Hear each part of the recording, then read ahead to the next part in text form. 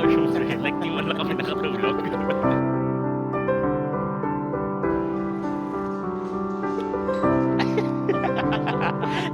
Spoiler alert ulit. Cut. Lang, bro. Hindi ako mahilig na, bro. So, how was your lounge experience in Plaza? Hi, guys. Welcome to our day 7 of our Taiwan vlog. We're actually in HSR train from Kaohsiung and we're going to Taichung. Dadaan lang kami ng Taichung. Sasakay kami ng bus doon going to airport later. Yung buy one take one kasi ng HSR hanggang lang, north to south. So Taipei to Kaohsiung. Pero pag pabalik, hindi siya buy one take one. 15% off lang. Pero ang maximum na 50% off is Kaohsiung to Taichung. So yun yung in-avail namin. Then magbabas kami later. Then pinlan namin siya para at least makapag day trip pa kami to Taichung. Ma-explore pa namin yung nearby things to see in Taichung before kami mag-bus. And hopefully may bus doon na diretso na ng airport. And Malobs is eating Timo version of milk pudding in Japan. Mura lang siya. It's like 25 NTD tapos 3 piraso na. Sa PX Mart kayo bumili.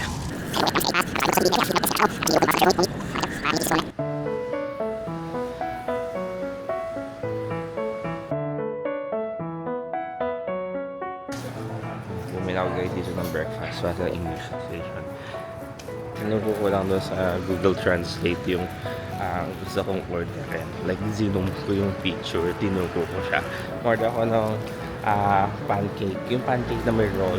Isang bacon, isang with hot dog. Tapos, gusto ko try yung rice nila, yung rice milk nila. Kasi nagkakto sa reels ni Brendan, masarap daw. Pork buns. Kasi hindi pa kami nag-shopaw dito. Yung rice milk nila sa roasted rice milk to. So parang champurado na malamig sa baw, tapos walang kanin. Payment namin is hot dog, the pancake, and a bacon pancake, and the rice milk.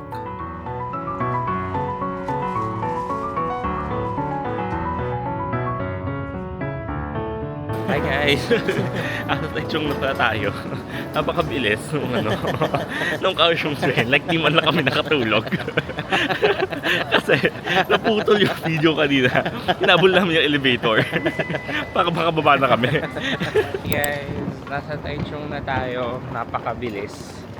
Like, di man lang kami nakatulog. And we're going to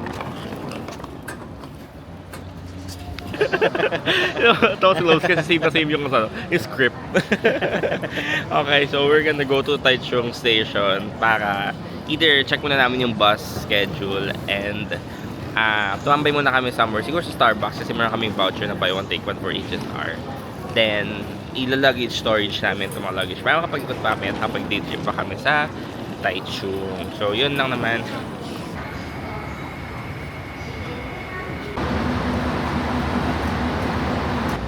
Hi guys, nakakating na kami ng Taichung. Nalagay na namin yung luggage namin. And another pro tip pag nandito ka is may makikita kang parang baggage room na signboard. Follow that kung maglalagay ka talaga ng luggage dito. Tapos dire-diretsuhin mo lang yon. Medyo sketchy yung daanan. Sa gilid siya nung parang station ng U-Bus. Ayun, dadaan ka dyan sa may iskinitang yan. Tapos pwede ka mag-store ng luggage dyan. Parang 80 NTD yung hand carry luggage namin hanggang gabi na yun, plus another 80, tapos tatlong 80 yun pala, 8624.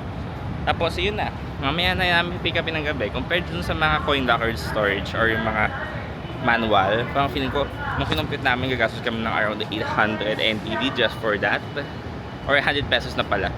Ito na 400, so almost half. So yun lang, pro tip, pero check muna namin yung bus situation.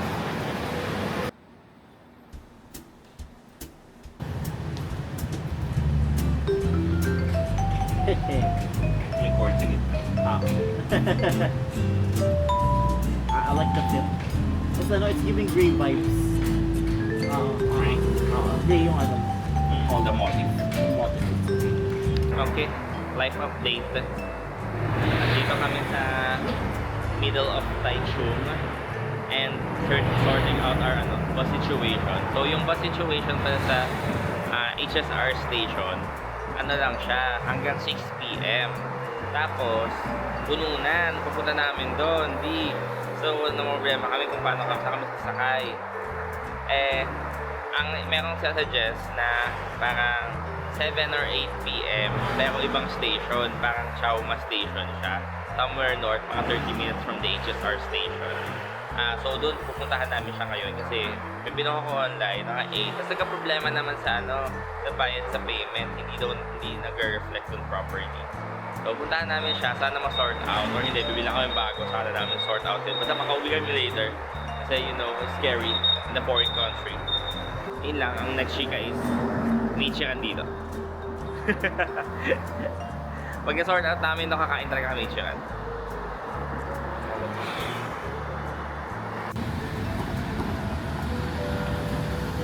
Life update guys, nakuha na namin yung ticket namin sa bus. Yay! Makakauwi kami later. So yun, ikot na kami ngayon and the first agenda is Ichiran. Dahil nandito na tayo and hindi pa kami nakapag-Ichiran kahit sa Japan. And hindi rin kami nag-Ichiran sa Taipei. So, the last day sa Taiwan pa kami makakain. Then after nun, we're gonna go to Rainbow Village kasi nasa north na kami. After doon, mabilis lang. Balik kami south, papuntang Miyahara, Painted Lane, whatsoever. So yeah, woo, exhale ng mga people.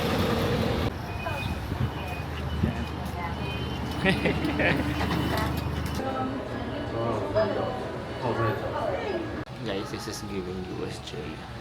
So may pila sa baba, pagkapila mo, may pila pa sa loob, tapos pila sa cashier, tapos after cashier, may pila pa dito after mo magbayad. So, ganito pa talaga sa Ichiran.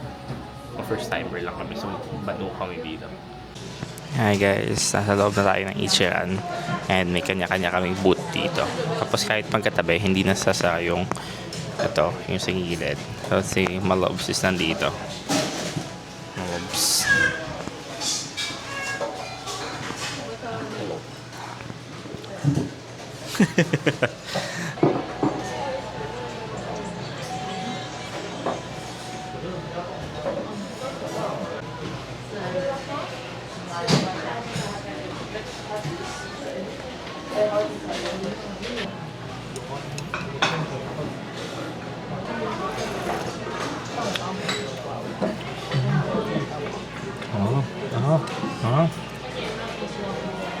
Hello. Very porky. Hindi siya nakakaumay or hindi siya ganun kapal. Super porky nung lasa niya. Okay, nag-video pa sa mga sa kabila.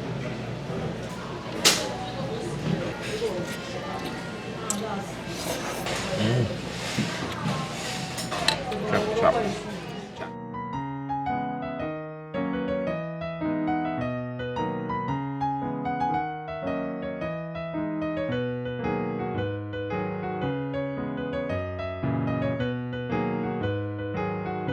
Okay, we're walking papunta sa Rainbow Village and so dito, so chill, so serene. Medyo windy na malamig pa yung temperature. So ang saya, parang ganoon. Parang ang saya lang na mag-ikot-ikot dito. And lose yourself. Pero kasi ang dami namang bus stop, so parang hindi ka talaga maliligaw.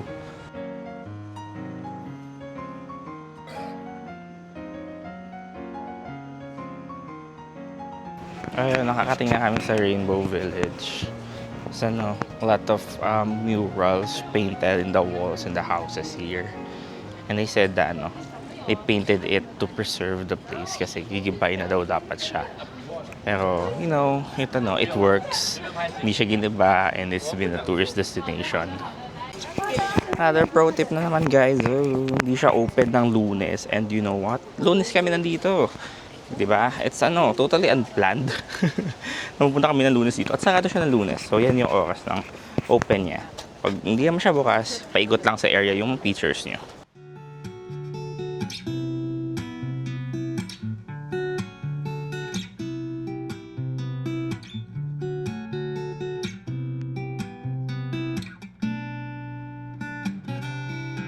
There's a doggo here. And there's a Mimeo. There's nothing. There's Mimeos. Anong meron dyan sa loob? Ang funny kasi. It's so funny.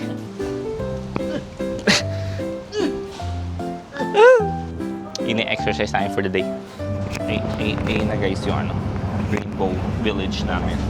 Like, matagal pa yung biyahe namin kasi next day. Pero ang saya kasi ano, like, ang chill ng atmosphere ng place. Lamig. So yun, now we're gonna go to Painted Animation Lane. Animation! Okay. Tingnan mo, random na ganito lang, tapos ang ganda-ganda na niya.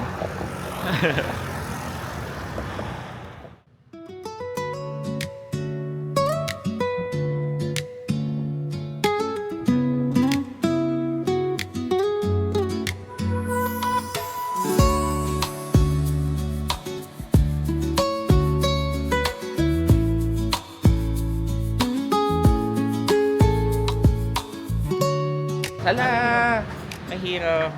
Hala, last season na. Hala, sa episode na tayo ngayon na ano, spoiler alert ulit. Cut. Ayun, nasa point na kami ng episode ngayon na naputol yung kamay ni Deku. Tapos nakita siya ng horny ni Eri. Yan. Tapos si So, ano na, nakakagulat. Tinanod namin siya dito sa Taiwan. Ito ba yung final form ni ano? Ni grapefruit? Hindi. Wala na rin. This is her childhood. Oo. Sila yung unang tumutulong ng utak namin. Ang fun kasi niya, nakakatawa.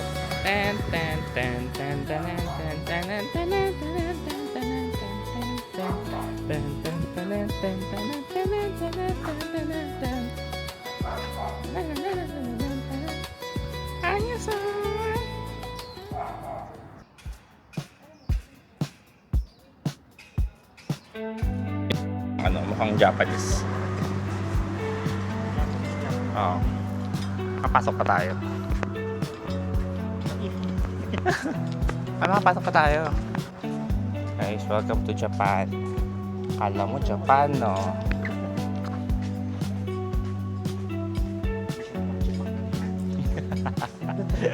Translate na lang natin pagka-uwi.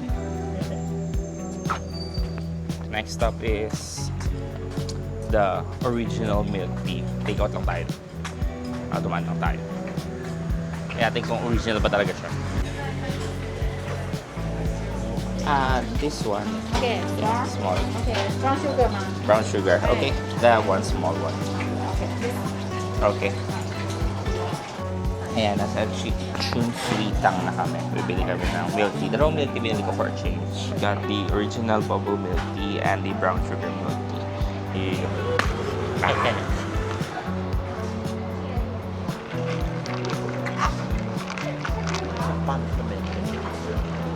I have brown sugar. Wala akong pearl. Hindi ako mahilig na pearl. Pumunta ng Taiwan pa ako sa milk tea. Kaya ako hindi mahilig sa pearls. Okay. Tapos, Miyahara. We're go to Miyahara. Sa Miyahara na po tayo. It's aesthetic. Basta ba magpasa ng pagkain sa loob. So, nubos namin yung milk tea namin. Apakadaming pearl. Thank you. May stamp sila. May stamp sila sa Miyahara, guys. This is so aesthetic, guys. Pero grabe yung mga binibenta din nila. Hindi ano din eh. Parang nakakatakam din talaga.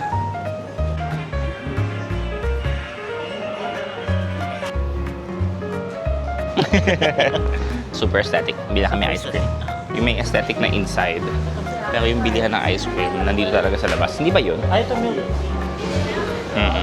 Sa labas, pumunta ka sa mililikod. Ayan, nandun pa yung bilihan ng ice cream. Usually madaming tao, tapos may mga hawak silang ice cream. So, makikita mo na ano, dun yung bilihan. Guys, sobrang daming flavor. Napapressure ako. Ang bilis ng pila. Hindi ako kami nakapag-decide. Napala nire-research na dito kung ano yung masarap.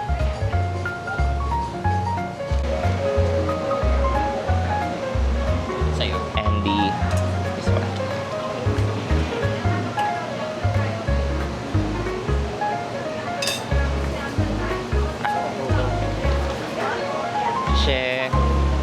Ang laki niya.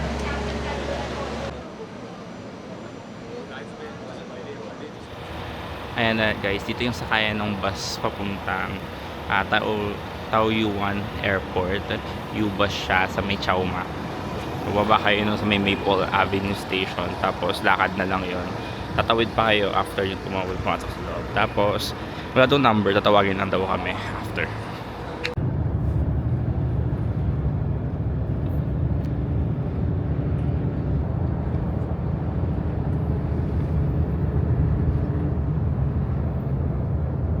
Hi guys, nakakating na kami sa airport.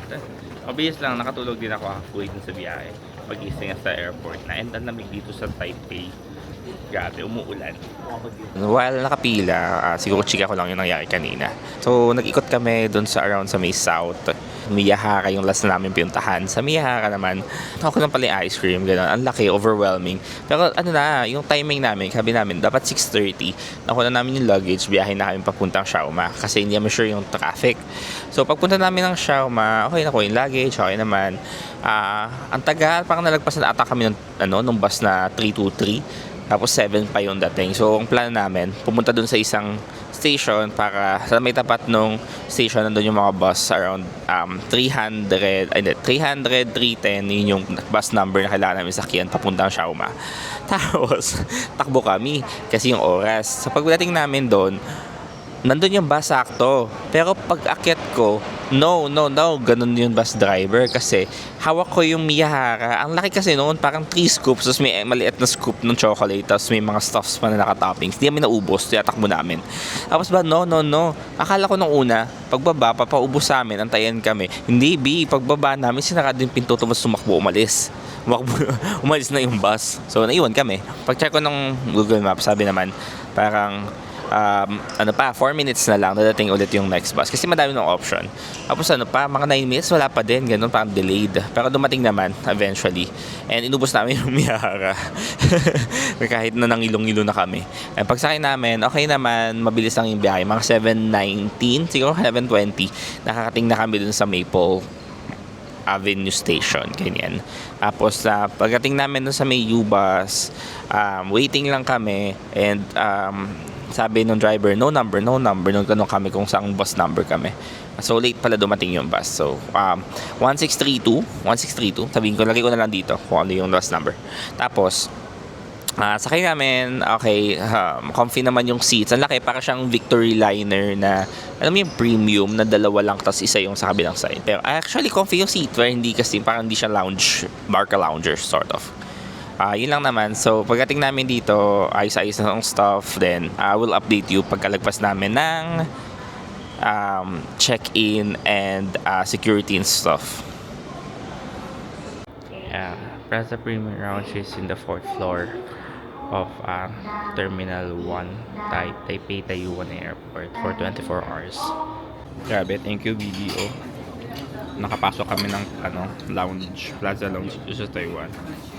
Grabe, so it's my dream to, makapasok na international lounge. And yeah, finally na-achieve na namin siya. Actually, there's made to order dun sa likod. Pwede kang kumuha ng 3 options, like udon, beef braised pork yung kinain ko kanina, and Taiwanese beef noodles. Gusto ko umorder kasi natakot ako sa nagsaserve, baka nagdadabog siya kasi pagdapog niya pang. Pero tingnan natin. So, ayun, ibat kami ng pwesto sa medyo parang cubicle type. May pwedeng higaan. Gusto mo? 30 minutes na. Oo, kailangan nating lumabas sa 30 minutes. So, how was your lounge experience in Plaza Lounge? Plaza Lounge ba pangalan ito? It's a very good experience. It lets you experience the unexperienceable things that we cannot experience at home. Okay, in few minutes pupunta na kami sa gate namin and balik ng Pilipinas. Ayun guys, that's all for our day 6 and our overall Taiwan vlog. Thank you so much for watching. Hindi pala ako nakapag-outro, but yeah, thank you so much for watching. If you haven't watched the whole series, click to the YouTube channel. Thank you so much. Bye!